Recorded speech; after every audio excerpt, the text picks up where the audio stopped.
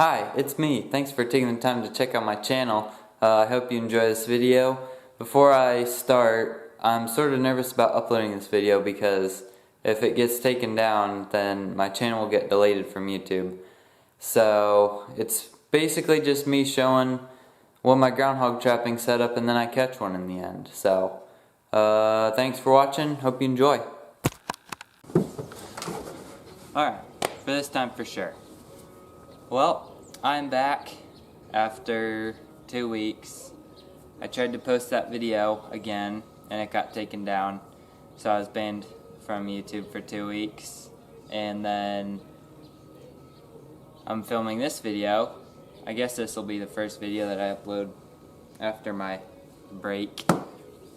But feels good to be back. Got back from Georgia yesterday, well, last night.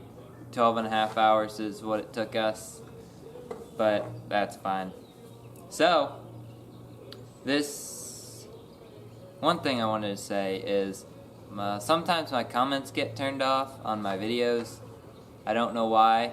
I think it's something, and I just keep turning them back on. So if you got a comment you want to put down and there's no comments on that video, just go to a different one of my videos, because I'll see it. I get notified every time a comment gets put in, so I'll see it and I'll reply. Other than that, I don't think there's anything I need to say. It does feel good to be back home, but basically I got some traps here that I'm going to be playing with. Got the old Victor, 5 Duke 1.5s, 2 Bridger 1 3/4, and then stakes here, and then 2 dog proofs in that bucket soaking, because if you have ever trapped with dog proofs, you know that they get pretty dirty because of all the coons that you catch. So I will be soaking. Oh boy, I'll be soaking those traps after the dog proofs get done soaking, and then I'll clean them all off. Then I'll start doing some modifications, and I'll show you that whenever the time comes. So stick around. That'll probably be tomorrow. So yeah. Since I'm out here, I'll show you my stakes. These are just some, I don't know if they're 1/4 inch. I gotta see. Right there. They're about 5/16. 5/16 inch. These were stakes that had more stake on them, but didn't need that, so I just cut them off. Couldn't make 2 stakes with it. So I just cut it off and then bent it with a hammer and an anvil. Bent it and then made sure that was secure so the chain can't slip off, because I did have a coon steal one of my traps one time because that was not all the way closed. Thankfully I found it though. Found the coon. That's one kind. Just more of those. And then there's these, which are shorter ones that I just made. Same thing. That one, same thing. This one, a rod that already had a hole in it. I put a nail in there to seal it.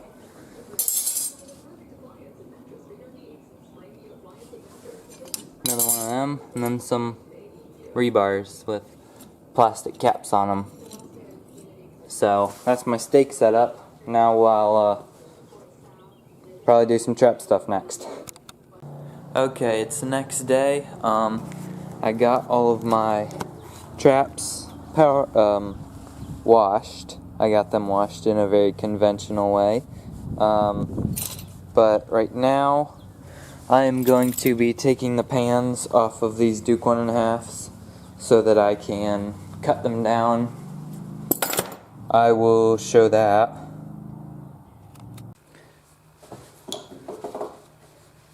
Okay, so to take the pan off, you grab the nut here. Try to work around the daggone tripod. And then screwdriver in there, twist away from the trap. This is how you adjust pan tension too.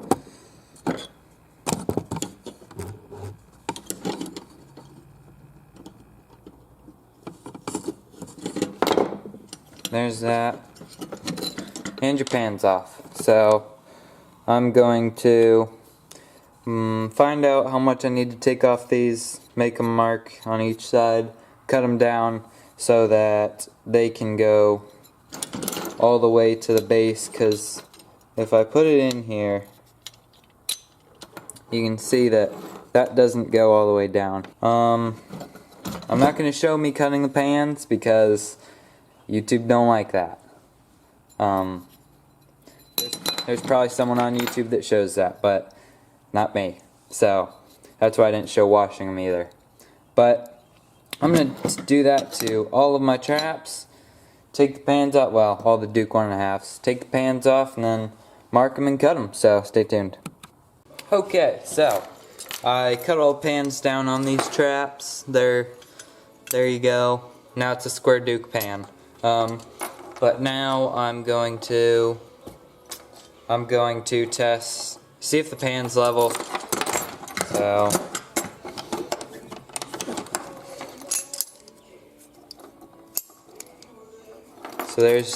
there it is. You can see that that pan is not level. So you basically just want to bend this piece of metal that has the dog on it. You want to bend it forward if it's too high. If the pan, right? Yeah, I don't know. I can do it by muscle memory though.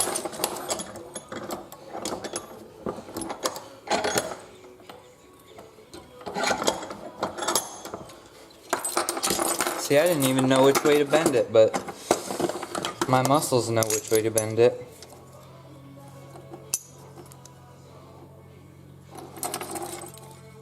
And, oh, there you go. It's a little bit high still.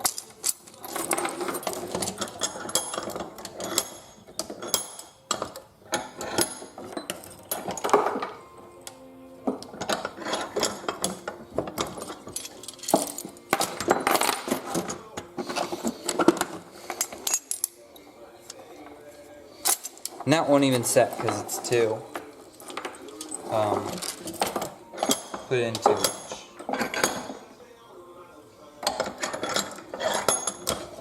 And at this point, it's just doing it back and forth a little bit till you get it right perfect.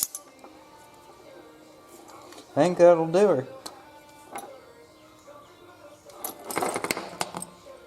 Perfect. That's how you do it. You can also do it with a pair of vice grips, but I use this because it's easier. And then you can see that that pan goes all the way to base. And, hang on, hi. And the reason I do that is because if it doesn't go all the way to base, that groundhog will step on that pan and the levers will flip the pan up and throw the groundhog's foot out of the trap, which will result in a one-toe catch, which you don't want. I've said this before, I've lost a bunch of groundhogs because of that. So, that's why, that's the modifications that I did to them. All my other traps are down here. You can see, square pan, and then the first one that I did was that one. I cut that thing way too small. But, yeah, it's okay. So I adjusted the pan height on all those. Then my other traps, which are over there, they're fine. So, that's about all we had to do, and I've got more traps coming sometime, and I don't think I need to modify those any, but I might. Need to degrease them, but that's all. So I guess that's it for now. Guess I'll see you next time we do something. Another thing that you want to make sure is that all of your traps have a tag on them. All my traps do. It's required by law. Yeah. Alright, there's all the traps that I have. 5 Duke 1.5s. 2 Bridger 1 3/4, and then the Victor #1, then 2 dog proofs that are not for groundhog trapping. The pan tension that I'm running is floppy on all of them, just loose, like that. So yeah, I find that the best pan tension for groundhogs. So I guess I got all those ready. Now it's time to go set some traps.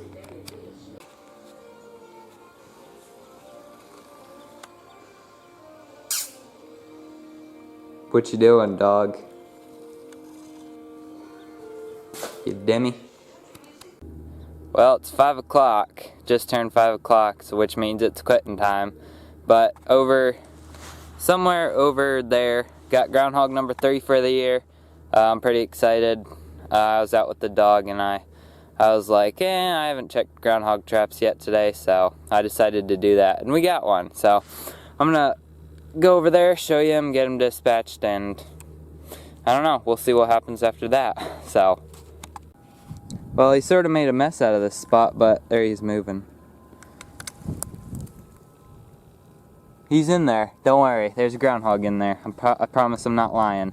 But there's no hole here, there's a hole over there. So I'm gonna take care of him and I'll show you him after that. So, alright, there's our groundhog. It's pretty, fairly small one. Got a lot of cockaburs in his fur, so it's not the best fur. As you can see, their belly is pretty bare. It'll get a little better than that. So yeah, just another groundhog, living the American dream out here, trapping groundhogs and helping someone else. So yeah, look at this. Ain't it beautiful out here? Besides the cockaburs right here and there and there. Ain't it nice? Alright, stick around for the next catch. What do you ponder when you look in the face of a chicken?